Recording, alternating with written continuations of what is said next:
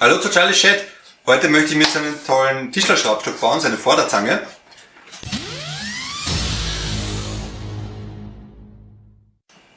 Ja, ich wollte schon länger haben, habe mir es bis jetzt nicht gebaut, weil ich von Haus aus den Tisch etwas umbauen wollte noch, weil es war immer die Frage wegen der Absaugung, was integriert war im Tisch, bleibt die drin, kommt die raus. Jetzt weiß ich, dass sie rauskommt, weil sie schon draußen ist. Es kommen, wie gesagt, 2 Korpus, entweder 6 große oder 12 kleine Schubladen. Und dadurch, bevor der Korpus reinkommt, habe ich jetzt da vor, eben so einen Tischlerschraubstock zum Bauen. Ob's was wird, wie es aussieht, seht ihr gleich. Beginnen wir mal mit den Teilen, was ich verwende. Da wäre mal die Tischverlängerung von der Bosch GTS, Reste von einer 28 mm Buche Arbeitsplatte, eine M20 Mutter, eine M20 Beilagscheibe, eine lange M20 Mutter, wobei ich jetzt nicht sagen kann, wie man die genau nennt. Dann ein 3/4 Zoll Rohr-T-Stück, ein Adapter von 3/4 auf halb Zoll, eine große Beilagscheibe M20, die Führungen natürlich von der Tischverlängerung von der Bosch GTS,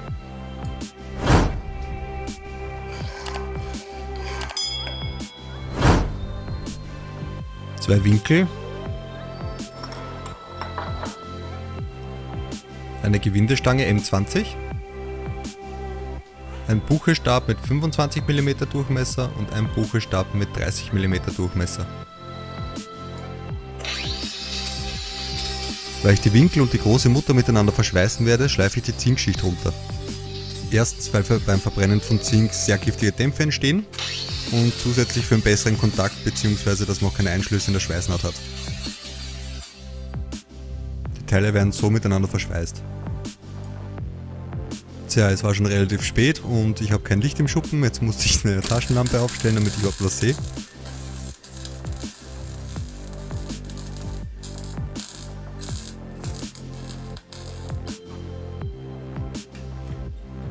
Während die Teile abkühlen, schneide ich mir mal die Teile für die Backen zu. Die Backendicke soll praktisch die doppelte Dicke der Arbeitsplatte sein, also es wird jeweils 2 Platten miteinander verleimt. Dann noch eine Breite von 40 cm und eine Höhe von 14,7 cm. Bei der Höhe richte ich mich nach den Führungselementen von der Tischverlängerung von der Bosch GTS. Da die Teile wie gesagt noch verleimt werden und garantiert dabei verrutschen, schneide ich die Teile um jeweils 6 mm breiter und schneide sie mir nach dem Verleimen nochmal aufs genaue Maß zu. Zum Verleimen verwende ich für alle Teile immer wasserfesten Leim, weil ich eigentlich keinen anderen Leim habe. Ich weiß, er funktioniert, deswegen verwende ich den.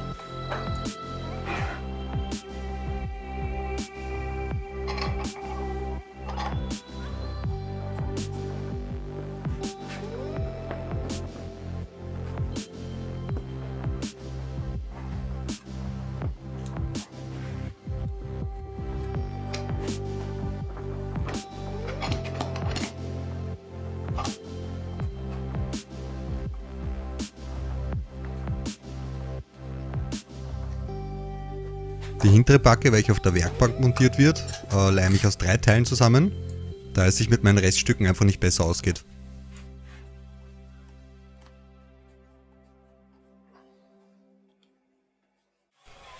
Während der Leim trocknet, schleife ich das Gewinde aus dem T-Stück, damit der Buchestab ohne Probleme reinpasst und Luft hat. Dann montiere ich den Halbzolladapter am T-Stück.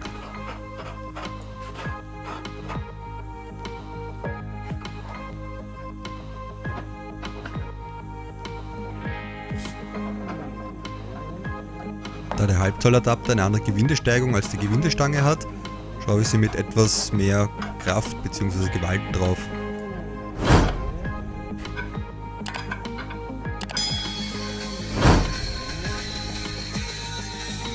Dann kürze ich die Gewindestange auf ca. 30 cm.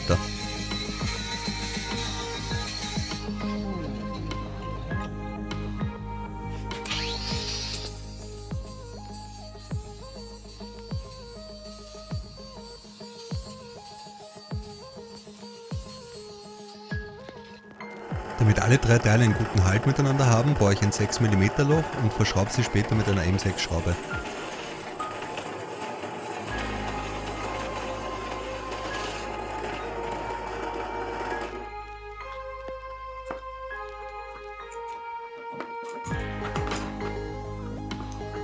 Ja, mittlerweile ist ein Tag vergangen und ich öffne jetzt mal die ganzen Schraubzwingen und schaue, ob das mit den Verleimen funktioniert hat.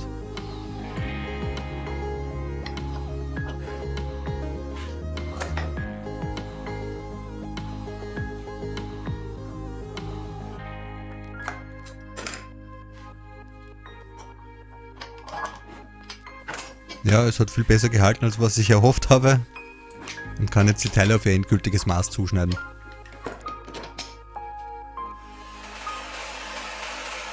Es ist echt angenehm, auf so einer Werkbank zu arbeiten mit der Tischkreissäge, das könnt ihr euch nicht vorstellen. Ich würde nie wieder ohne so einer Werkbank arbeiten wollen.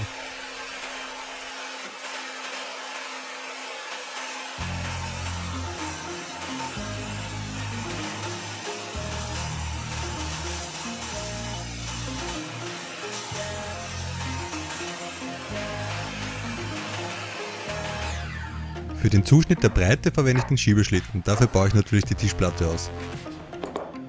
Wenn ihr wissen wollt, wie ich das gebaut habe, ich verlinke euch das Video rechts oben im Eck.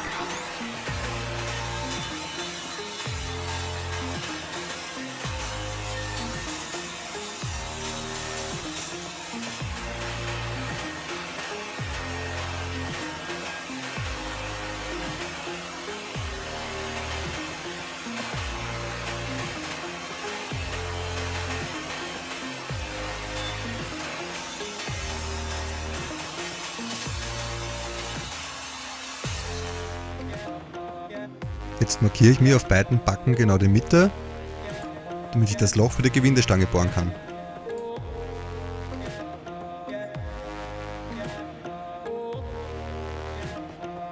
Die vordere Backe bohre ich mir auf der Innenseite mit einem 35 mm Forstnerbohrer so weit ein, dass die normale Mutter drinnen Platz findet.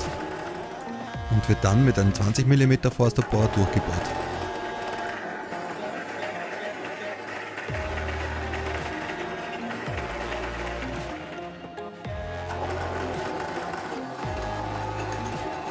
Die hintere Backe wird gleich mit einem 20 mm Forstnerbohrer durchgebohrt.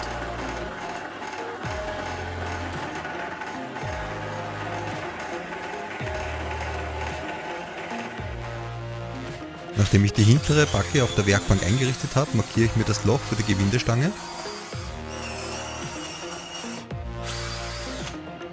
Dann bohre ich mir gleich von innen die Löcher für die Führungsstäbe. Dabei muss ich mich natürlich nach dem Lochraster auf der Werkbank richten.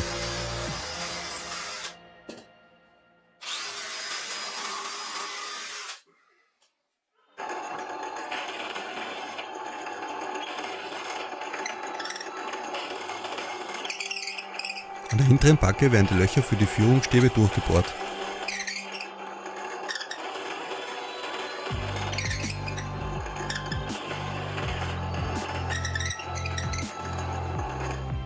An der vorderen Backe werden die Löcher für die Führungsstäbe ca. 3,5 cm reingebohrt und danach mit einem 6 mm Bohrer durchgebohrt, da ich sie von außen noch verschrauben kann, weil die Führungsstäbe der GTS zum Glück schon ein Gewinde drin haben.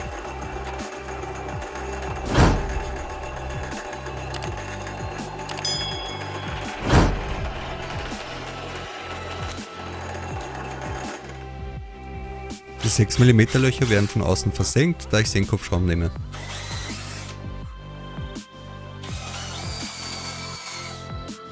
Jetzt montiere ich die Gewindestange an der vorderen Backe. Dafür stecke ich die Gewindestange mit der Mutter von hinten in das Loch der vorderen Backe, gebe die große Beilagscheibe drauf und befestige das T-Stück mit einer M6 Schraube. Damit die innere Mutter an der richtigen Position bleibt, fixiere ich sie mit Superkleber am Gewinde, weil die Mutter darf nicht zu fest sein und nicht zu locker sein. Es gilt praktisch als Distanz wie bei einer Welle, damit sich die Gewindestange noch gut drehen kann. Nachdem ich eine gute Position der Mutter hatte und das Superkleber gehärtet war, habe ich das Gewinde mit einem kleinen Körner verschlagen, um die Mutter endgültig zu sichern. Die hintere Backe befestige ich mit Schrauben der Größe 6×70 von hinten an der Werkbank.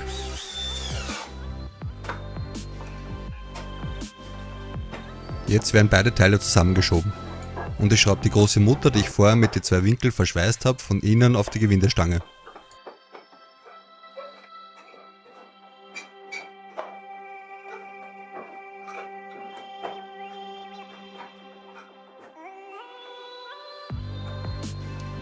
Jetzt kann ich alle Teile unter der Werkbank festschrauben.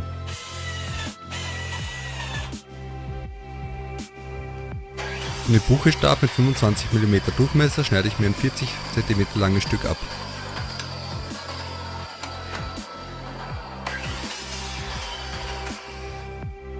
In den Buchestab mit 30 mm Durchmesser bohre ich mittig ein versenktes Loch und schleife mir jeweils die Enden rund ab. Das wären die Endstücke für den Drehhebel und werden dann auf 2 cm abgeschnitten.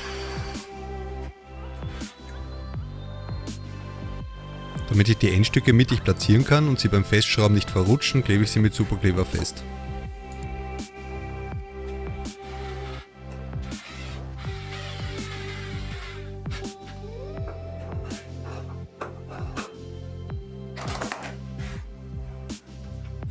Für ein schöneres Gesamtbild und zum Abrunden der Kanten schleife ich immer noch mit dem Exzenterschleifer ab.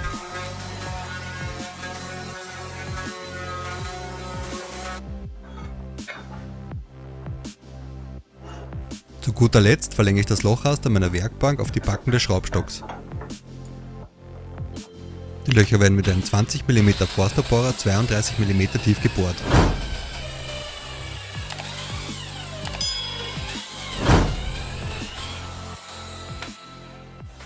Und so sieht das fertige Produkt aus.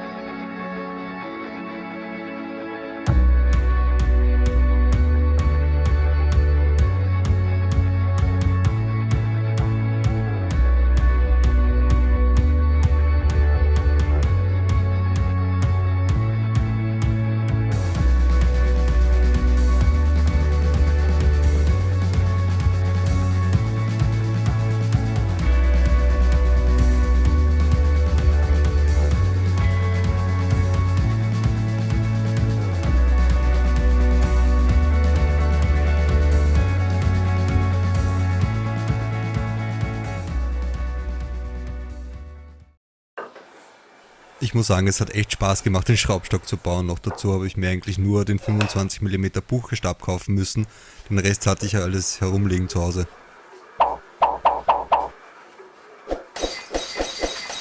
Ich hoffe, euch hat mein Projekt auch gefallen und würde mich über ein Abo, ein paar Likes und Kommentare sehr freuen. Bis zum nächsten Mal. Servus!